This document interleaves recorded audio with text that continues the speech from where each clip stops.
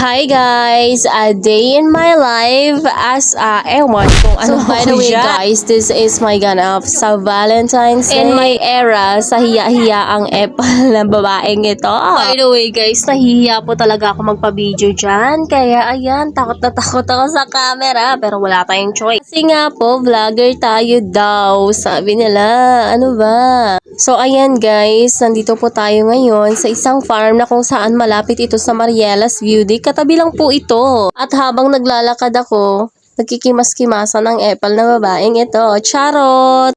So, hahanapin lang muna natin yung may-ari or taga-bantay dito, guys. And after 1,000 years, huy, hindi, mali. Ayan. By the way, guys, hindi ko first time na pumunta dito. Kaya, dyan nagmunguras talaga ako, guys. Kasi nga, magbabayad tayo ng entrance fee. At nakita ko po itong orchids. Ganda po nitong orchids na to, kakaiba. So, by the way, nandito na po tayo. Papunta na tayo sa taas. At makikita nyo, medyo madulas po kasi maulan nga. Sa ulan na, hindi ibang dulas. Inulan ang ating Valentine's Day. Wala na nga tayong kadet. Tapos ulan pa tayo. Ano ba yan? So, by the way, nakita ko po itong dragon fruit na super ganda po nitong dragon fruit. Kaya lang, wala pa po tayong bunga dyan. Pero pagbalik natin, sigurado may bunga na po yan. Yan, iniinitan po talaga ako actually. Pero wala tayong magagawa. Picture lang ako dyan. Pero nahiya pa talaga ako guys. Kaya samahan niyo ulit ako papunta sa exciting part. Super ganda nitong farm na to. Nakaka-relax. Maganda yung hangin niya. Super relaxing. Tapos makikita mo yung mga tanim na ganyan. Oh, wow. Pak na pak talaga. Tapos ayan, iniwan ko na yung videographer ko kasi ayaw naman sumama. Charot. Tapilitan lang yan guys mag-video.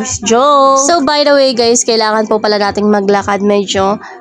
Kailangan nating magpapayat ngayon kasi nga pupunta tayo sa tok-tok ng mundo. So habang naglalakad ako, super init talaga guys. Iba talaga pag ang taba na, kailangan na nating magpapayat. Pero next year pa yun. Nakita ko po, ito ang super ganda na na puno. O tingnan nyo naman, nilaro-laro ko pa yan dyan guys. So anyway, patuloy ng paglalakad natin guys ngayon. Tapos by the way, may nakita ako ditong mga puno na hindi ako familiar. Kaya nagiging curious ako dito.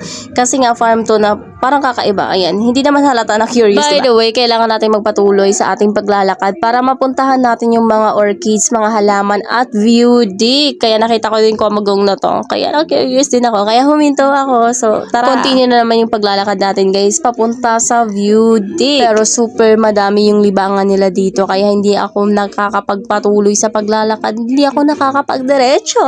Ano ba? And by the way guys, ayan malapit na po ako. Pero before that, may nakita po ako dito na para bagang gusto kong puntahan. Ano ba?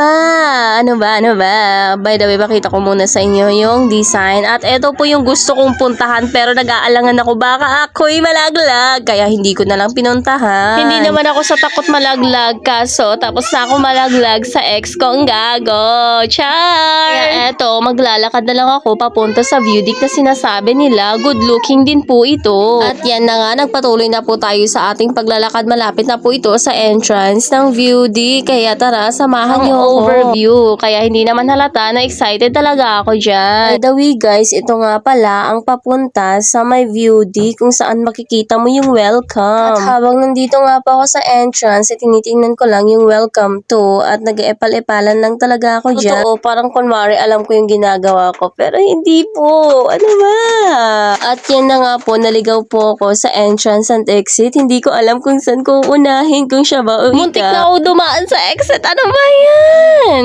Ayan, so samahan niyo ako papunta sa view deck. Ayan yung daan papunta doon. Pero bago ako pumunta, ayan, ini-introduce ko muna kayo dyan. Sana pwede nyong pag-inuman. Char lang. Pwede nyong tambayan guys dyan. So ayan na, magsisimula na tayo sa ating pinakamahirap na part. Yun ay ang sumagka. Aray ko. Sasagka tayo sa taas kasi wala tayong choice. Hindi naman halata na hirap na talaga ako dyan. Pasigaw ka na lang talaga dyan na ex. Eto na pala yung sinayang mo. Uy, di amo. Ano ka ba? Isang ganda pala dito guys. Ito yung tanawin na makikita mo rin yung view deck niya, yung Marielas view deck. At super ganda po dito guys.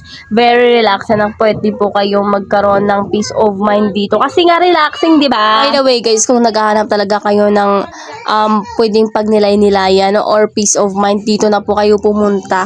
Tahimik po dito super at minsan makikita nyo po na may fogs siya. Uy, fogs ka dyan. Hanggang dito na lang. Bye. Thank you for watching.